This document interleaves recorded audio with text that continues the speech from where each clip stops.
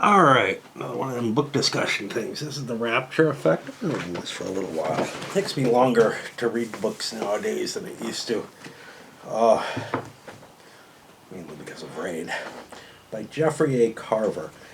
This was written in 87, or copywritten in 87. And kind of intrigues me in a number of ways and set my mind flowing during along certain pathways. For various reasons. It kind of opens up, and I don't know how to put it. So, it's a combination of things. One is it's taking advantage of what was kind of a new flavor at that point, I think, in 87. I don't really know the history that well of cyberpunk, but it's tying into some of the cyberpunk type ideas here. And parts of the story felt like I was reading a cyberpunk book, right? In a lot of ways. Corporate workers who are engaged with an AI and then are on the run from, government and corporate police and all that kind of stuff. And it really kind of felt like that in one flavor, in one slice of the story. But it's also a space first contact story, which immediately set my mind running along lines that, in some ways, the book kind of does play towards, but not as much, which was, I was thinking about the whole idea of, how AIs would be almost necessary for space travel for us and whatnot, to be able to manage exploration and the like without having to expend for whole biological systems of repair, etc. And that the contact that AIs could accomplish, and also for solving the problems involved in space travel, especially if it's going beyond what we can sort of imagine as being feasible right now, things like faster than light or whatnot, is that maybe human capabilities are just not going to be fast enough to get us there, but our tools would be. And anyway, the thing that I was thinking was what happens when, instead of two civilizations, two new species from different planets, whatever, meet, their AIs meet, and they kind of keep that from the humans and whatever other is out there, and kind of design and guide to prevent any kind of wars or anything like that. That was sort of the first impulse that I had towards writing. Now, obviously, I'm not going to write anything any more than I'm going to design a game. I just don't have the emphasis to sit on that. And then I started getting images of a vignette-like storyline, and I could imagine the start of where the AIs would come, and I'm kind of thinking quants here, where we're handing over, essentially the management of the entire economy for financial gain, but there's no reason that would be limited in such a way. And if things were properly controlled, etc., I could see where you can make decisions as long as they're not against the interest of humanity or something like that, and then it starts to operate more and more and develop into something that really is taking care of the interests of humanity. I truly believe that artificial intelligence is our progeny, and that's what's going to be the lasting effect of humanity, is some sort of AI based upon us, which doesn't, which is capable of outliving and outperforming and out-exploring, etc., the biological components that sired it. But anyway, we've gone off completely on a tangent, and we can go even further, which is that a couple of days ago I was out smoking on the porch and thought, you know what else would be interesting was be to write a fictional or a historical fiction type novel, but in that same vignette form where you have, you know, a short story set back maybe in the Paleolithic, and one set in the Neolithic, and one set in, you know, the story of Noah, which I've already seen something of that, but it was kind of just used as a basis for a short story. And just sort of using that kind of technique that, say, Asimov used in the first Foundation story, or was used in the first of the Lensman books, or where else did I see this that it really impressed me? I don't really remember. I know that there's at least one other science fiction-y type thing, but I'm thinking it would be a way of giving a rooted explanation of certain myths and stories and whatnot throughout history, and just anchoring it all together and putting our history as best as we can guess at it together with very fictional components of it. Just going throughout the entirety of history instead of learning from a history book, which doesn't really necessarily give you a good linkage to what life was actually like. But also, instead of going into a deep novel about, you know, one piece, which a lot of historical fiction is of that nature. Anyway, like I said, let's go way off on tangents here.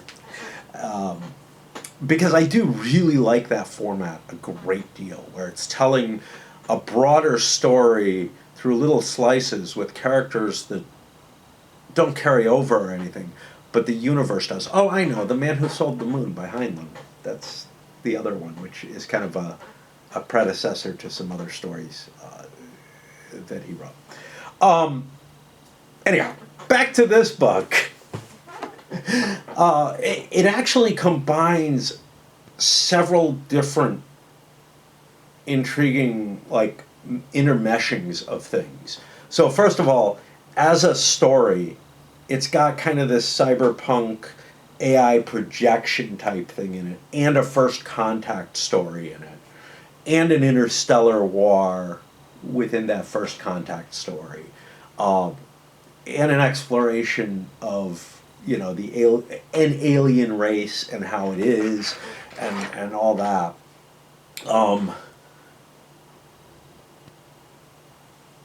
Within the Earth side of things alone, there are competing factors. So normally, to me, cyberpunk usually is like set in a world where corporations are competing with one another, and they kind of own the governments and use, you know, or else have replaced them, and the main characters are usually kind of on the run from all that. Here, and everything's sort of aligned against them, you know, right? They might be able to get into an AI or something and create a problem or resolve their own situations through that kind of attack vector. But the AI itself isn't necessarily on their side. Here we actually have factions being revealed one at a time, like peeling an onion and seeing different pieces, more like quartering an orange in a way, actually, because they're all in different places, and the characters are kind of buffeted around, and there's no clear evil or horrible, oppressive, anti-humanist aspect to it all, although you could certainly walk away with feelings of that. Instead, it's all used in the encouragement of the story. And likewise, with the alien race, there are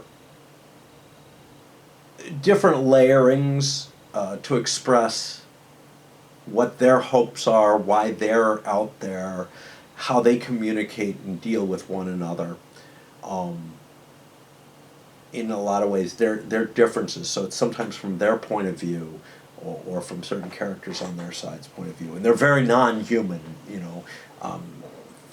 Feels like some of the writing in that aspect of it is more like the new wave of science fiction era from like the late 60s, early 70s, where there was a lot of exploratory stuff to try to get into expressing non-human ideals, thoughts, whatever, by using different writing styles. So you've got some of that in play there. And then there's kind of a hidden aspect to all of this, which I don't want to give away in case anybody's interested in reading this as a spoiler. I mean, good luck finding it. This is an author I've never heard of, but I found it very enjoyable, and for the time period, astoundingly so. Like, there are a couple of writers of that period that I kind of glommed onto, but most of what I read coming out in the 80s, early 90s, whatever, I felt like it was pretty much schlock. Now, maybe most science fiction has been schlock throughout, but I always felt like I could find things that I liked more. And fantasy was even worse in this period. I still have a really hard time finding much in the line of fantasy that I like at all. Anyhow, what do you get to in, what can I reveal about this? So the aliens, the humans have sort of a hidden goal, and that leads them into the conflict. Well, maybe not hidden. They have a known goal that leads them into a conflict.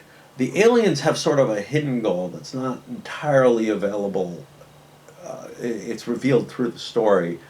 But that goal actually, although they find out much more about it, is maybe not as desirable as they think, but what they desired from it could be gotten through peaceful interaction with humans. But then they're poised in this position where they're about to destroy the humans, and whether or not they're going to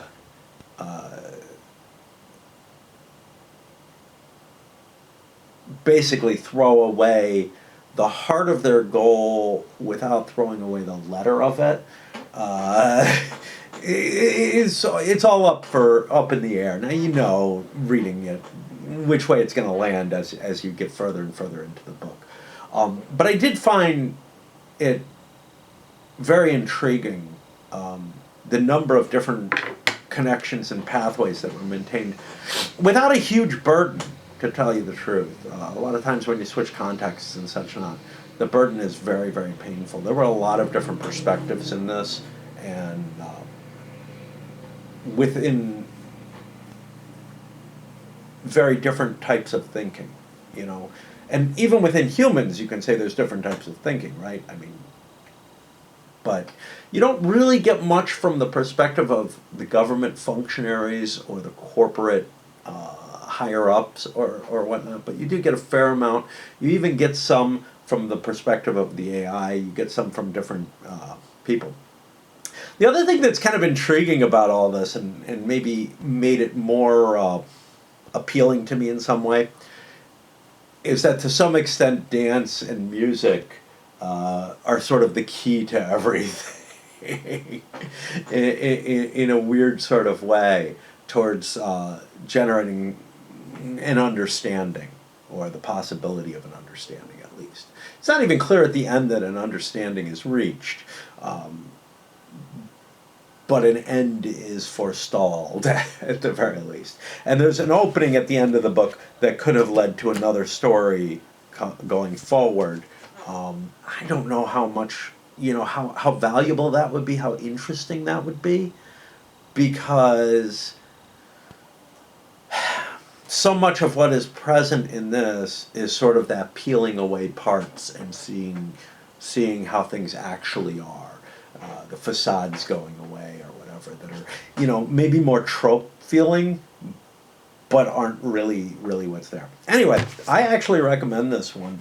I'm going to keep it, which isn't that shocking. Science fiction that I enjoy, I tend to keep. Fantasy that I enjoy, I tend to keep. I usually figure I'll read it at least once more, although, God willing, I will not be around that long, given the quantity of books and the time span involved in reading them, because, that it might actually exceed my my likely lifespan, even even if I was someone who was healthy and likely to live into my 90s or whatever. But anyhow, I just thought I'd cover this one, and yeah, it was an enjoyable read. The writing wasn't anything fantastic. It's not something that you sit down to just enjoy the beauty of the literature.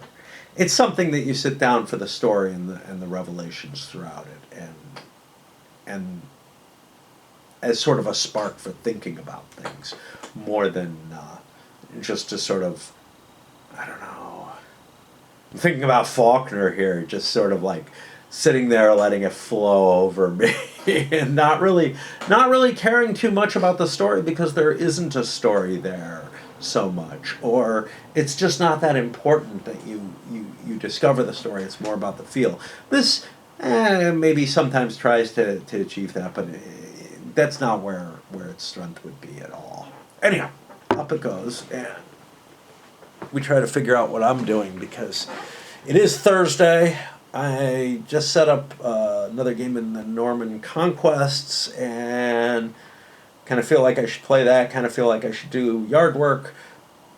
But also I'm like, my sleeping schedule is crazy right now. I'm getting up at like 6 in the morning and staying up until, sometime that's not a good time for me to be falling asleep.